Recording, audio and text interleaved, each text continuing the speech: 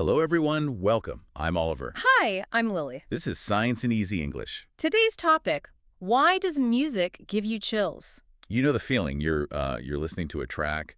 Doesn't really matter if it's a huge symphony or a heavy drop in an electronic song. The music swells, the volume kicks up, a singer hits that impossible high note, and suddenly... Yeah, just get that physical wave. Exactly. Goosebumps just erupt all over your arms. Yeah. You get this shiver that starts at the back of your neck and shoots right down your spine. And, I mean, it feels amazing, but when you actually stop to think about it, it's also kind of weird. Yeah, it really is. Like, why does organized sound make your body react like you just walk into a freezer? It's a fascinating phenomenon.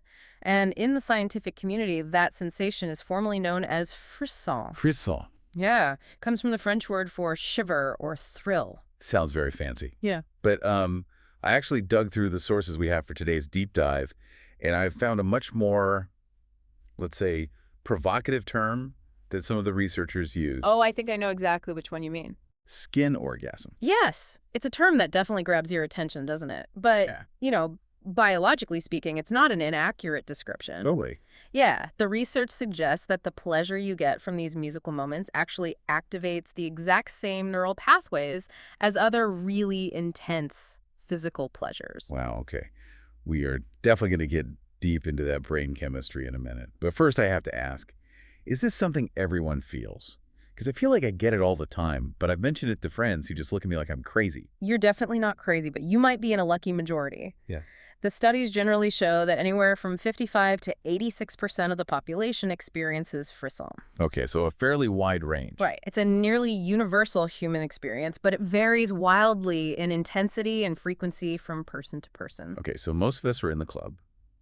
So our mission for this deep dive today is to really unpack the neuroscience of why this happens, like why sound waves translate into a literal physical shiver. Spot on. And then we're going to look at this brand new study out of Japan that is honestly kind of sci-fi. It is. It involves this brain-music interface Yeah. that might actually be able to guarantee you get these chills. It's a really groundbreaking study, but to understand why it matters, we first have to sort of look under the hood of your brain. Okay, so I'm listening to music. I hear a song I absolutely love. What is happening inside my head? Well, the headline here is that music basically hijacks your ancient reward system. When you experience frisson, your brain is releasing dopamine. Dopamine, right. That's the feel-good chemical. It is, but it's a bit more complex than just liking something. This system is the exact same one that drives our core survival instincts. It's the same pathway activated by food, by sex, and even by drugs. Which I guess explains why you can get totally addicted to a certain song and just play it on repeat 50 times in a row. Precisely. But here's where it gets really interesting. It's not just a single, simple blast of dopamine. Oh. Brain imaging studies using PET and fMRI scans have actually shown that this is a two-step process. 2 steps. Yes. There is the anticipation phase, and then there's the release phase, and they happen in entirely different parts of the brain. Okay, let's break that down. Anticipation first. So imagine you're listening to a song and you know the big chorus is coming, or a huge beat drop.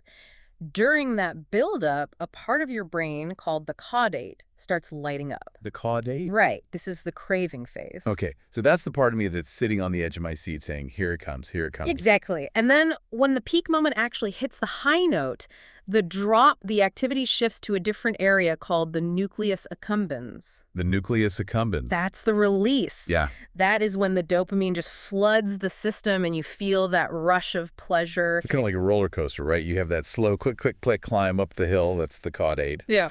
And then the drop where your stomach flips, that's the nucleus accumbens. That's a perfect analogy. And the research shows that the better the communication is between your auditory cortex, the part that actually hears the music, and these emotional reward centers, the more likely you are to feel those chills. But I have to ask the why question here. Yeah. Because evolutionarily, this doesn't really make sense. How so? Well, food keeps us alive. Sex keeps the species alive.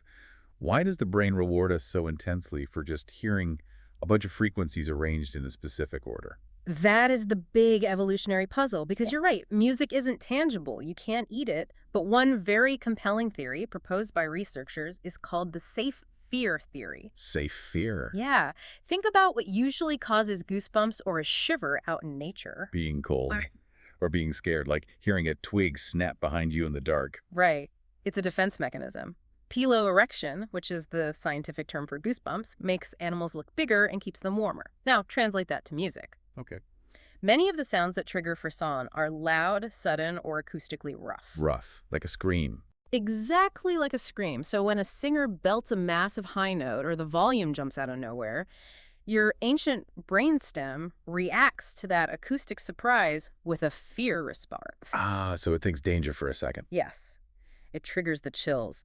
But then your frontal cortex, the thinking, logical part of your brain, immediately steps in and says, relax, it's just music, we're perfectly safe. And that sudden relief creates the pleasure. Yes. It's the contrast between the instinctive fear reflex and the cognitive realization of safety.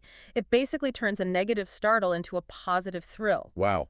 That actually explains why we like sad music too, doesn't it? Yeah.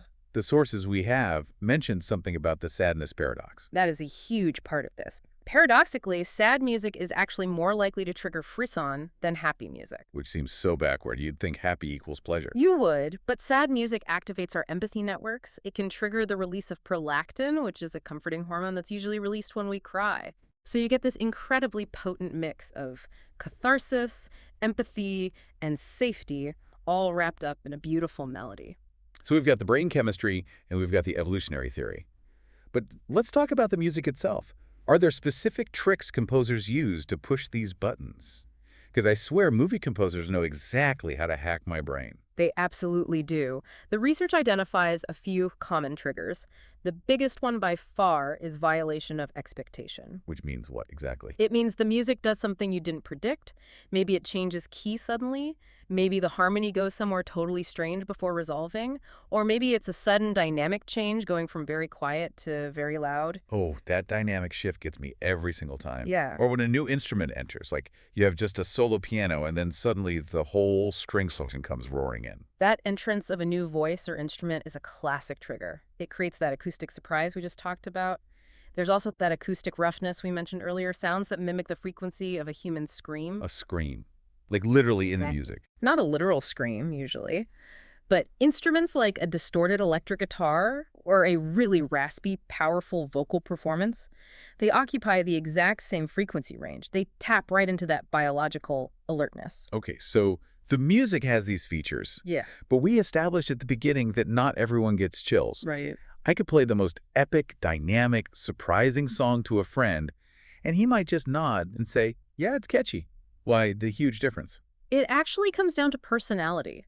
The research points to one specific Big Five personality trait that is most strongly associated with frisson, and that is openness to experience. Openness to experience. What does that look like in a person? Well, people high in this trait tend to have very active imaginations. They appreciate beauty, they reflect on their feelings, and they're naturally curious. Makes sense. But crucially, when it comes to music, they engage in something called cognitive immersion. Cognitive immersion. That sounds a lot like active listening. It is. It means you aren't just letting the music wash over you like background noise. You are intellectually predicting how the song is going to unfold. So you're constantly anticipating the next note. Exactly.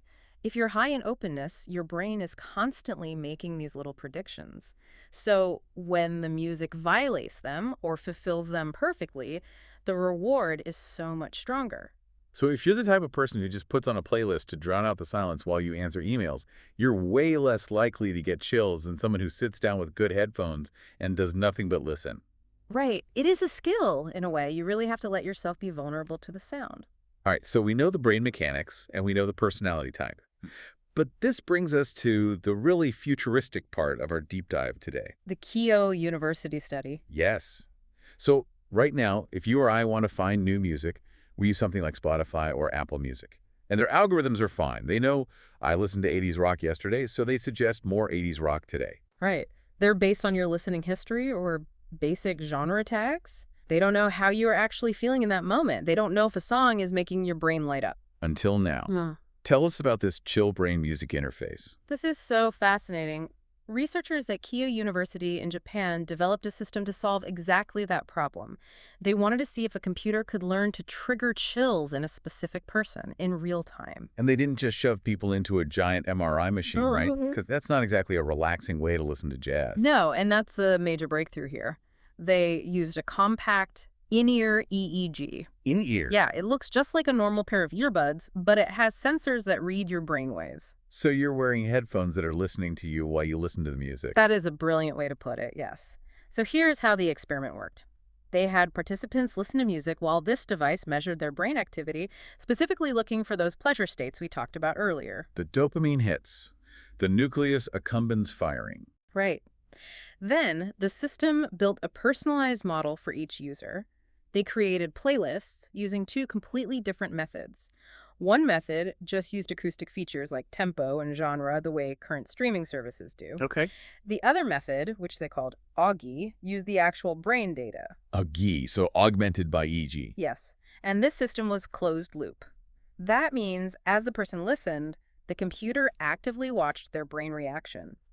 If the brain started getting bored, it would switch tracks. It's like a thermostat for your mood. Ideally, yes. Like an AC unit checks the room temp and kicks on to keep things cool.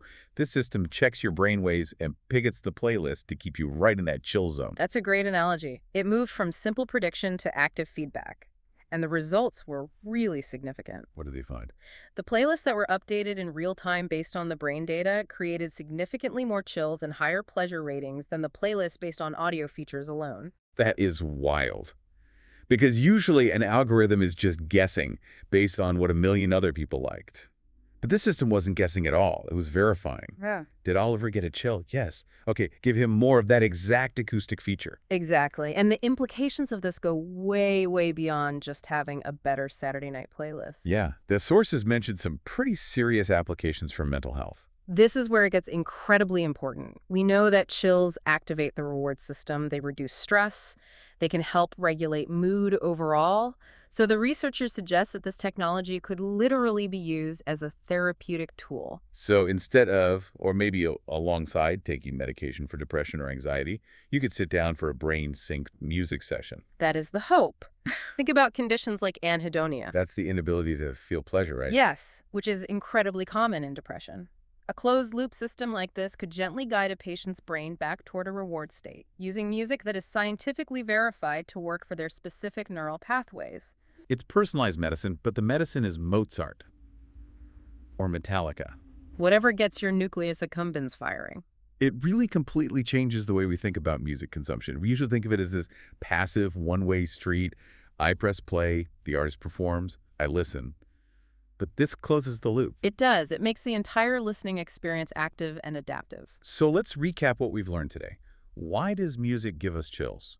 Well, it is a perfect storm. Biologically, it's a mix of ancient fear reflexes and a highly sophisticated reward system involving dopamine. It's the pension of the caudate and the release of the nucleus accumbens. And psychologically. It's all about expectation. We love it when music surprises us or teases us, and it certainly helps if you have a personality that's open to that experience, if you are willing to actively immerse yourself in the sound. And technologically, we are right on the brink of being able to hack this entire process. Right. With tools like the Chill Brain Music interface, we are moving away from just guessing what we like to having our technology understand our biological reactions even better than we do ourselves. It is incredible stuff. But, it does make me wonder something, and this is something I want to leave you, the listener, with today. Well on. We've spent this whole time talking about how this tech can guarantee pleasure. It can optimize the playlist to absolutely ensure you get that dopamine hit. Right. But isn't part of the beauty of music the unpredictability? The fact that you have to wade through some mediocre songs or challenging songs to find that one diamond that moves you? That is a really profound question. If the music is constantly morphing to give us exactly what our brain wants, a moment to moment, are we still appreciating art? Or are we just pressing a pleasure button in our brain over and over? Does mechanizing the emotion somehow take away some of the humanity of it? That really is the ultimate trade-off, isn't it? Efficiency versus serendipity. Definitely something to mull over the next time you put your headphones on. Thanks for listening to Science in Easy English. See you next time.